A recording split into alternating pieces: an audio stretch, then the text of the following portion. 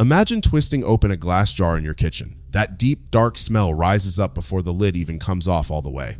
You scoop out a spoonful of tiny brown crystals, drop them into hot water, and in 3 seconds, you have a full cup of coffee. No machine, no filter, no waiting. Around the world, people drink more than 2 billion cups of coffee every single day, and a huge share of those cups start as crystals, just like these. Today, we're going inside the factory where it happens. You'll see a drying tower as tall as a building, where liquid coffee turns into powder in mid-air. You'll see coffee frozen solid at temperatures far below zero. And near the end of this video, you'll discover a secret ingredient that gets captured in the very first minutes of the process, then vanishes and doesn't come back until the final machine before packaging. But first, if you enjoy seeing how things are really made, toss that like button into the extraction tank and let it free fall 5 stories down the spray drying tower until it lands as a perfect little crystal. And if you love finding out how everyday things are really made, this is your home now, so make sure you're subscribed. Now, let's follow the beans. It all starts at the loading dock, where trucks arrive carrying up to 44,000 pounds of raw coffee beans each. These beans don't look anything like the coffee you know. They're pale green, hard as pebbles, and they barely smell like coffee at all. A single factory like this one can take in more than 1 million pounds of green beans every single day. The beans pour out of the trucks and ride a steel conveyor into the cleaning station. Here, powerful fans blast away dust, leaves, and bits of dried husk. Then the beans pass over a set of vibrating screens that shake out anything too big or too small. But the most important machine in this room is almost invisible. A row of strong magnets hangs over the conveyor, silently pulling out tiny pieces of metal, nails, and wire that got mixed in during harvest. One small piece of steel could wreck a grinding machine downstream, so nothing gets past this point. Once the beans are clean, they're blended. Beans from Brazil, Vietnam, and Colombia flow together in exact amounts because each origin brings its own flavor. The blend is the factory's recipe, and it never changes. With the beans cleaned and mixed, they're ready for the moment that transforms them completely. But to understand what happens next, you need to know that fire is only half of the story. The beans pour into giant rotating roasters, where hot air at around 420 degrees Fahrenheit tumbles them like clothes in a dryer. Inside each bean, sugars caramelize, oils rise to the surface, and hundreds of new flavor compounds are born. The pale green pebbles turn golden, then brown, then deep chocolate brown. Each roaster handles around 1,300 pounds of beans at a time, and the whole transformation takes less than 15 minutes. The timing has to be perfect. 30 seconds too long, and the entire batch turns bitter and burnt, and it all goes to waste. Sensors watch the color of the beans hundreds of times per second, and the instant they hit the right shade, the roaster dumps them onto a cooling tray where cold air locks in the flavor. From there, the beans head into the grinders, where steel rollers crush them into coarse grounds rougher than the coffee you'd use at home, and you'll see why in a moment. Meanwhile, in another part of the factory, something just as important is being prepared. Enormous tanks are filtering and purifying thousands of gallons of water, stripping out every mineral and every trace of chlorine. Because instant coffee is mostly made of water at this stage, even a tiny off flavor in the water would end up concentrated in your cup. The purified water is heated under pressure until it reaches more than 300 degrees Fahrenheit without boiling. Now the fire has done its job and the water is ready. It's time for these two worlds to collide. This is the heart of the factory, the extraction hall. Towering steel columns called percolators stretch 5 stories high, and each one is packed with thousands of pounds of fresh ground coffee. The superheated water enters at the top and forces its way down through the grounds under intense pressure, pulling out everything that makes coffee taste like coffee. This is why the grounds were left coarse. If they were too fine, the water couldn't push through at all.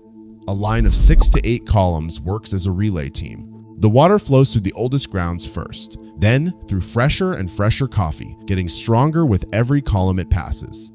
By the end, the liquid coming out is a dark, intense coffee concentrate, several times stronger than anything you'd ever drink.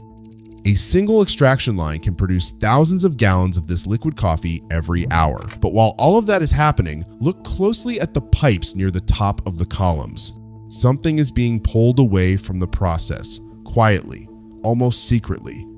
The hot extraction releases a cloud of coffee vapor, and that vapor carries the most delicate aroma compounds, the very smell of fresh coffee itself. Instead of letting it escape, the factory captures it, chills it, and condenses it into a precious golden liquid that gets locked away in cold storage tanks. Remember this liquid. You won't see it again for a long time, but it's the key to the entire product. Now, before we follow the coffee concentrate any further, you might be wondering who came up with this idea in the first place. Because instant coffee wasn't invented to save you time in the morning. It was invented to solve a disaster. In the early 1930s, Brazil had a massive problem. The country was growing far more coffee than the world could drink. Warehouses overflowed, prices collapsed, and millions of pounds of beans were rotting or even being burned just to get rid of them. The Brazilian government asked a Swiss food company for help. Could they find a way to turn all that extra coffee into something that could sit on a shelf for years? A chemist took on the challenge, and it nearly broke him. Every method he tried destroyed the flavor. It took him about 7 years of failed experiments before he finally found a way to dry coffee into a soluble powder that still tasted like coffee. The product launched in 1938, and then history gave it a push nobody expected. World War II broke out, and soldiers needed coffee they could make anywhere with nothing but hot water. The United States military bought entire factories worth of production, and millions of soldiers came home hooked on instant coffee. But back on the factory floor, our coffee concentrate is racing through the pipes, and it has a weight problem. The liquid leaving the extraction columns is strong, but it's still around 85% water, and drying that much water would cost a fortune in energy. So the concentrate flows into the evaporators, tall vacuum chambers where the pressure is dropped so low that water boils away at gentle temperatures. This matters more than you might think. If the coffee got too hot here, the fragile flavors would cook away, and the whole batch would taste flat and stale. So the machines walk a tightrope, hot enough to pull the water out, cool enough to protect the taste. Operators watch the thickness of the liquid constantly, because if it gets too thick, it can scorch onto the walls of the chamber and ruin everything behind it. Slowly, the coffee transforms from a thin, dark liquid into a heavy, glossy syrup, concentrated down until it's roughly half coffee solids. Thousands of gallons go in, and a thick river of coffee syrup comes out. Now the factory faces a choice, because there are two completely different ways to turn this syrup into the crystals in your jar, and this factory does both at the same time. The first path is the spray drying tower, and it's exactly as dramatic as it sounds. The tower stands more than 200 feet tall, one of the biggest structures in the entire plant. At the very top, nozzles blast the coffee syrup into a mist of microscopic droplets. At the same moment, air heated to around 500 degrees Fahrenheit rushes into the tower. As each tiny droplet falls, the hot air strips away its water in just a few seconds, and by the time it reaches the bottom, it's not a droplet anymore. It's a particle of dry coffee powder, finer than flour.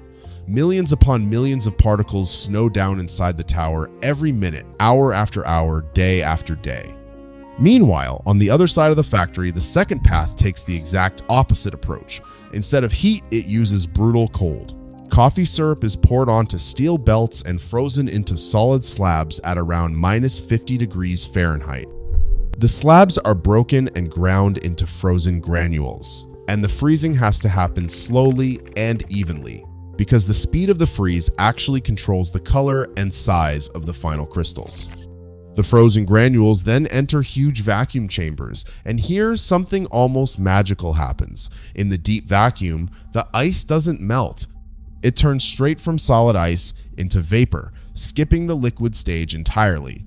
The water leaves, and the flavor stays locked in place.